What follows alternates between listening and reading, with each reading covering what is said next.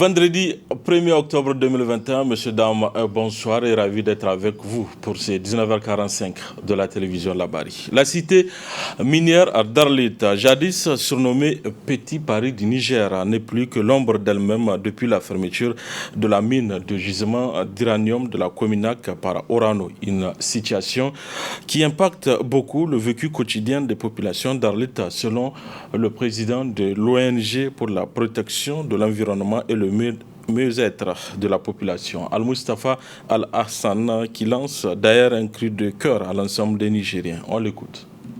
Après la fermeture de la Cominac, on est en deuil. On est en deuil dans ce sens que la fermeture de la Cominac n'a pas été préparée. Et surtout, la partie nigérienne n'a rien préparé. Et puis, bon, la fermeture de la Cominac, c'est quelque chose qui s'est passé dans des conditions, si tu voulais, inhumaines, irresponsables. Parce que la fermeture de Cominac n'est pas dit une catastrophe naturelle ou quelque chose dans ce sens.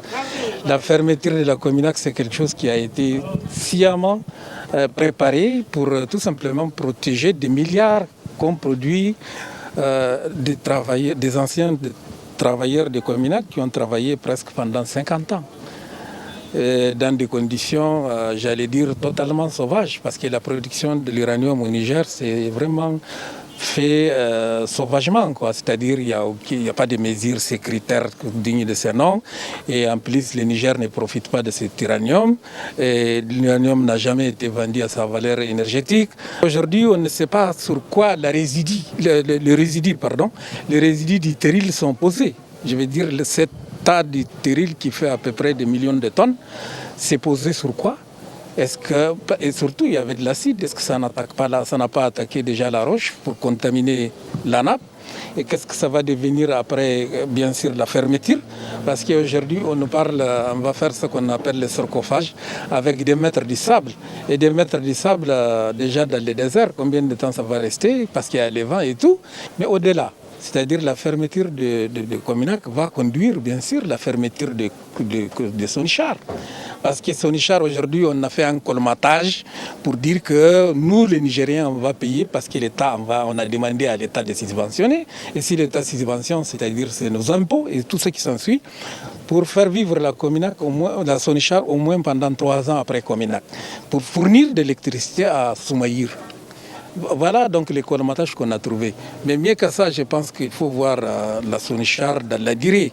Dans la durée, ce qui nous proposons, c'est que l'État, il faut que l'État cède. L'État et la Cominac cèdent leur part à certains individus qui en ont les moyens et des communes. Par exemple, il faut que les communes soient actionnaires. La commune d'Agadez, la commune d'Inguel, la commune d'Iferouane, toutes les communes, il faut qu'elles soient actionnaires à Sonichar pour permettre donc à cette région d'avoir de l'électricité. Mais pour le moment, la Cominac refuse de céder les parcs qu'elles ont, Areva refuse, mais ils refusent en même temps de financer. On ne sait pas comment c'est Areva là où Orano, comment on va vivre avec eux, parce que chaque fois ils ne sont pas d'accord, ils nous imposent des choses, ils nous imposent. Aujourd'hui, il y a un silence terrible autour de la question d'uranium, autour des questions des mines. Les gens ne font absolument rien et on ne dit rien, on pense que c'est pour les autres, alors que c'est notre sous-sol, ça nous appartient quand même, s'il vous plaît. Donc vraiment, j'appelle l'ensemble des Nigériens, toutes couches confondues, pour se mobiliser autour de ces questions-là. Qu'on arrête de croire que c'est la faute du président, c'est la faute du ministre. Non, c'est une responsabilité partagée. Le ministre de la Santé publique, de la Population et des Affaires sociales a animé ce matin un point de presse. Ceci rentre dans le cadre du lancement de la 3e campagne de vaccination contre la Covid-19. Le résumé avec Nafissa Touzakou et Sadou Doumi. C'est dans le cadre du renforcement de la vaccination contre la COVID-19 que le ministère de la Santé publique, de la Population et des Affaires sociales, avec l'appui de ses partenaires, organise une 3e campagne de vaccination dans les 8 régions du pays. Cette campagne se déroulera du 2 au 11 octobre 2021 et ciblera toutes les personnes âgées de 18 ans et plus. À travers cette campagne, le Niger vise à rehausser la couverture vaccinale contre la COVID-19 afin d'atteindre l'objectif de vacciner 30% de la population cible du Niger. d'ici fin décembre 2021, donc d'ici la fin de cette année, pour tendre vers une immunité collective, parce que c'est l'immunité collective qui va renforcer la protection, qui va assurer la protection de la population. Et au cours de cette campagne, les vaccins suivants sont disponibles et seront utilisés. Il y a le Sinopharm, il y a l'AstraZeneca, il y a le vaccin Johnson & Johnson. Quand vous prenez pour le Sinopharm, il se fait en 2 doses, avec un intervalle de 4 semaines. Pour le deuxième vaccin AstraZeneca, là également, c'est 2 doses qui sont requises pour que la personne soit totalement vaccinée. Et ceux qui ont eu la première dose, c'est l'occasion de, à partir du 2 octobre jusqu'au 11, de venir prendre la deuxième dose, puisque l'intervalle, c'est 8 semaines, 8 à au moins 12 semaines. Pour le vaccin Johnson & Johnson, c'est une seule dose. Pour ceux qui n'ont jamais été vaccinés, c'est l'occasion qu'ils viennent pour se faire vacciner. Puisque, en plus de cette campagne de masse, les campagnes de vaccination de routine continuent dans les différents CSI. Pour assurer la réussite de cette campagne, des instructions ont été données aux responsables en charge de la vaccination contre la COVID-19, à savoir impliquer les autorités administratives, les autorités municipales, coutumières, donc c'est les gouverneurs de région, les préfets, les maires, les chefs coutumiers, en tout cas les leaders vraiment qui nous accompagnent ou qui peuvent accompagner pour la réussite de cette vaccination. Des activités de communication sont lancées à travers la sensibilisation par la tenue des réunions dans les camps des forces de défense, de sécurité, les écoles, les instituts, les maisons d'arrêt, etc., un peu partout. La mise en œuvre des stratégies de rappel, je l'ai dit tout à l'heure, rappel de la deuxième dose, ça peut être à travers des appels téléphoniques, des SMS, des messages sur les radios communautaires, l'utilisation des relais communautaires, l'utilisation des autres radios, comme ce qu'on est en train de faire aujourd'hui avec vous. Vous êtes en tout cas le meilleur moyen pour faire passer l'information, pour passer la communication, pour informer la population par rapport à cette importante campagne de masse. À noter qu'au cours de cette campagne, des équipes de vaccination seront déployées en une stratégie fixe, avancée et mobile au niveau des 112 districts sanitaires du pays dès ce 2 octobre 2021. Fin de formation aux 86 éléments de la police et de la gendarmerie nationale sur le maintien de la paix. C'est le haut commandant de la gendarmerie, le général de brigade Salifou Wakasso, qui a présidé la dite cérémonie de clôture. C'était ce matin à l'école de formation de la gendarmerie de Kouaretagui. Ismaël Moumouni, Boubacar Souley. La menace sécuritaire impose une professionnalisation de plus en plus pointue et une riposte à la hauteur de la menace qui tient compte de la nécessité de faire prévaloir les droits de l'homme. Objet de cette formation, subie par les gendarmes et policiers durant 2 semaines. Une formation initiée par les Nations Unies. Il urge donc de trouver des solutions africaines aux problèmes africains. Parce que les taches oranges qui constituent les opérations de soutien à la paix ternissent l'image de notre carte, l'Afrique. C'est pour cette raison, l'Institut des Nations Unies pour la recherche et la formation UNITAR et l'école de maintien de la paix à l'UNIDONEMBE de Bamako, qui est un des centres d'excellence de l'Union africaine et de la CEDEAO, ont forgé un partenariat qui a pour objectif de lutter contre le terrorisme dans la zone sahélienne. Ce partenariat dénommé Soutenir la paix en Afrique et dans le monde a pour but de renforcer les capacités des cadres africains, aussi policiers, civils, militaires que gendarmes, avant leur déploiement dans les opérations de maintien de paix. Ce sont des officiers et sous-officiers qui ont bénéficié de cette formation de maintien de paix.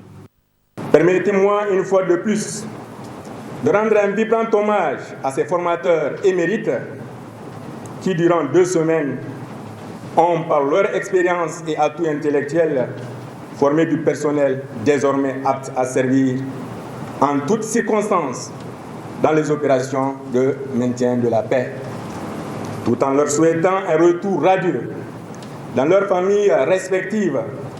Je réaffirme notre ardente détermination d'en faire une application de ces acquis pendant nos déploiements. En procédant à la clôture de la formation, le haut commandant de la gendarmerie nationale a salué cette initiative. La double formation, pré-déploiement et pré-SAT, est un stage très utile à nos policiers et gendarmes appelés à servir dans un milieu multiculturel et professionnel des opérations de maintien de la paix des Nations Unies de plus en plus soutenues. Le pré-SAT aide à affronter aisément la sélection et augmente nos chances de réussite. Quant au pré-déploiement, il prépare les officiers et les aide aux missions de réalité des opérations de maintien de la paix. C'est le lieu pour moi de remercier à travers les facilitateurs le point focal de l'école de maintien de la paix à Louis Brandin Bey, le directeur de la coopération et l'Institut des Nations Unies pour la formation et la recherche unitaire. Ce sont 86 apprenants qui ont bénéficié de cette formation à double niveau. L'un relatif à la préparation du test d'entrée communément appelé formation pré-SAT et l'autre pour le déploiement direct dans les opérations de maintien de la paix. La Confédération générale du travail, CGT en Niger, a ouvert les travaux de son 4e congrès ce vendredi. Un congrès placé sous le thème « La restauration de la dignité des travailleurs passe-t-elle par un travail décent ?» Nafissat Yahya, Nasser Seydou pour plus de précision. La restauration de la dignité des travailleurs passe-t-elle par un travail décent? C'est autour de cette thématique que se tient ce 4e congrès ordinaire de la Confédération générale du travail, CGT Niger. Un congrès dont les principaux objectifs sont faire le bilan des actions menées, réviser le statut et le règlement intérieur afin de les adapter aux exigences du millénaire, réfléchir sur les thématiques posées, adopter des motions, résolutions et recommandations, définir un plan d'action pour les 4 prochaines années. Je fonde l'espoir que puisse Allah, le Tout-Puissant, le Clément, le Miséricorde, nous gratifie de sa clémence et qu'il nous protège. Nous y parviendrons au vu de votre détermination et de votre attachement à notre organisation commune.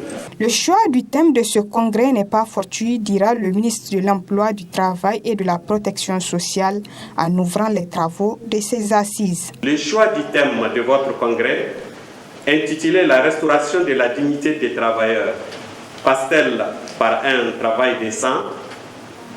n'est pas fortuit. Puisque d'actualité, sa pertinence n'est plus à démontrer, car il entre dans la droite ligne des actions prioritaires de mon département ministériel et cadre parfaitement avec les préoccupations des plus hautes autorités de notre pays, au premier rang desquelles son Excellence Mohamed Bazoum, président de la République, chef de l'État, et son Excellence M. Oumoudou Mahamadou, Premier ministre, chef du gouvernement.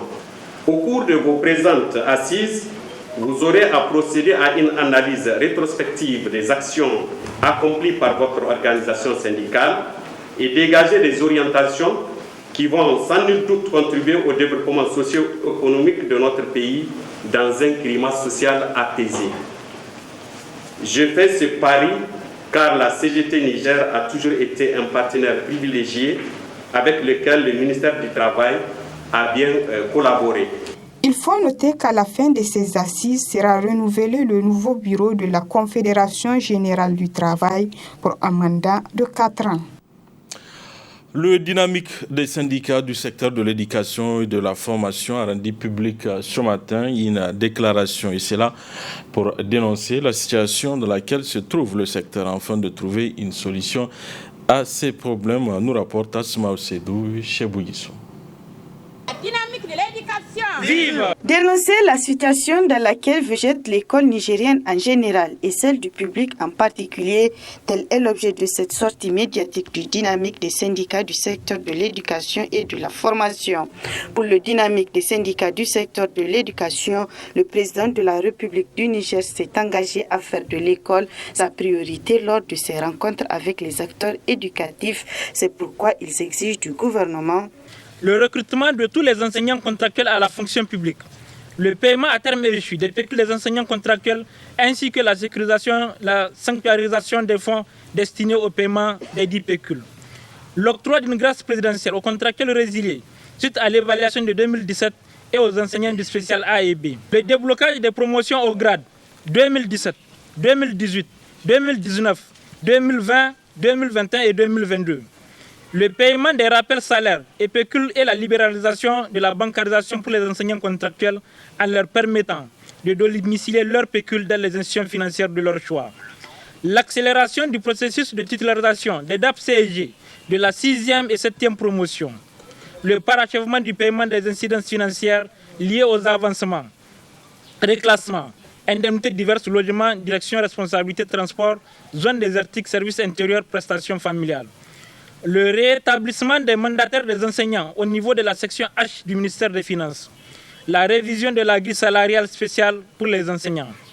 Le renforcement de la formation des enseignants et l'amélioration des conditions de la tenue de celle-ci.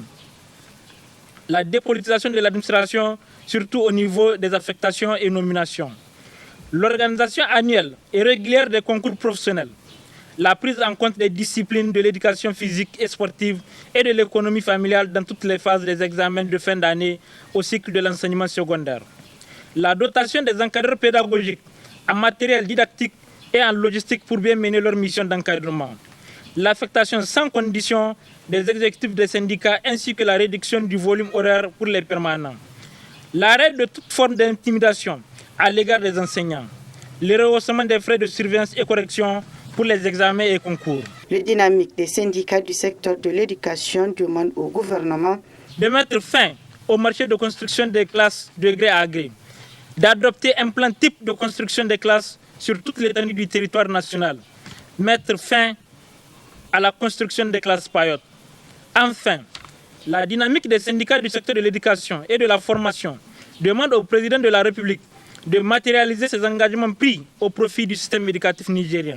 Tout en restant ouvert au dialogue sincère, le dynamique des syndicats du secteur de l'éducation demande à tous les enseignantes et enseignants à rester sereins et mobilisés pour les éventuels mots d'ordre. La saison de pluie tire à sa fin au Niger. L'heure est à présent au bilan à mi-parcours, notamment sur le plan pastoral. Cette année, les premiers constats rassurent les acteurs du pastoralisme. Le pâturage est satisfaisant dans l'ensemble du Niger. Seule fausse note, la situation d'insécurité qui freine les activités des éleveurs, déplore le président du collectif des associations pastorales du Niger, Kapana. C'est dans ce reportage signé Hassan Saleh Mustafa et Chebou Guisso. Cette année, la campagne pastorale est jugée satisfaisante dans l'ensemble au Niger par les acteurs du secteur du pastoralisme.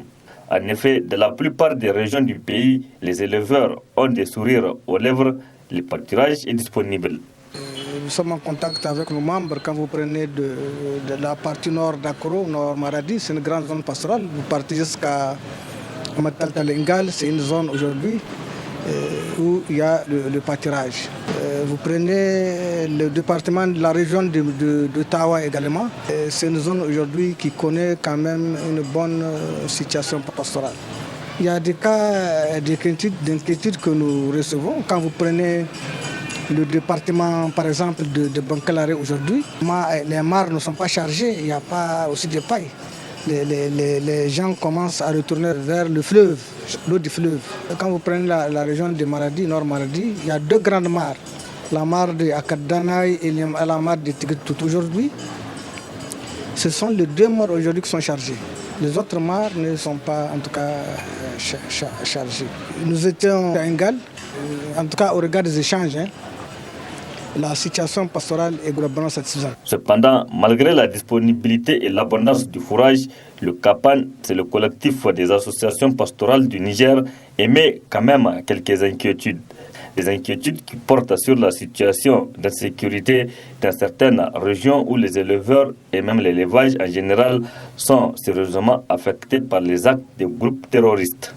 Vous savez qu'il y a des zones proposées au pâturage où les éleveurs n'arrivent pas à y aller. Quand vous prenez le nord-ouest Tawa, les éleveurs qui quittent aussi pour remonter pour chercher la frontière malienne, en passant vers Kanamat, en allant à Kenewan, en remontant, ils ont des problèmes pour continuer. C'est pourquoi beaucoup d'éleveurs sont restés dans le département de Tawa, dans la zone de Kanamat, parce qu'ils n'arrivent pas à remonter par rapport à l'insécurité. Et l'autre cas d'insécurité également en lien avec le pastoralisme, c'est cette forme de vol et attaque en moto dans la région, dans la zone nord d'Akoro. Et il y a l'autre cas aussi des attaques terroristes et du banditisme avec enlèvement. Au nord de Labéry aujourd'hui, quand vous prenez même le département de Bonkala, c'est un exemple, où aujourd'hui les groupes terroristes circulent, c'est un frein à la mobilité pastorale. Pour parer à l'éternel problème de la rareté du fourrage et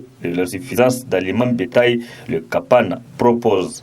C'est de prendre des mesures préventives. La question de la disponibilité d'aliments bétail. Maintenant, la question du renforcement de la sécurité dans ces zones. L'autre recommandation, le Niger doit réfléchir. Nous devrons réfléchir, l'État et tout le monde, pour voir comment assurer l'alimentation en quantité et en qualité de notre cheptel. Nous avons le fleuve, nous avons beaucoup de terres, nous avons de l'eau souterraine, n'est-ce pas? Il suffit, de mon point de vue, qu'on ait une volonté plus accrue, plus grande, pour qu'on arrive à cultiver le fourrage. Pourquoi pas? Ainsi, une large campagne de sensibilisation s'avère nécessaire pour édifier davantage les éleveurs et les agriculteurs sur leur cohabitation, mais aussi pour prévenir d'éventuels feux de brousse et leurs conséquences. Au Niger, chaque année, ce sont plusieurs hectares des aires de pâturage qui sont ravagés par le feu du fait de comportements de personnes dans plusieurs cas. Voilà, messieurs, dames, c'est tout pour ces 19h45 de la télévision Labari. Merci à vous de l'avoir suivi. Au revoir.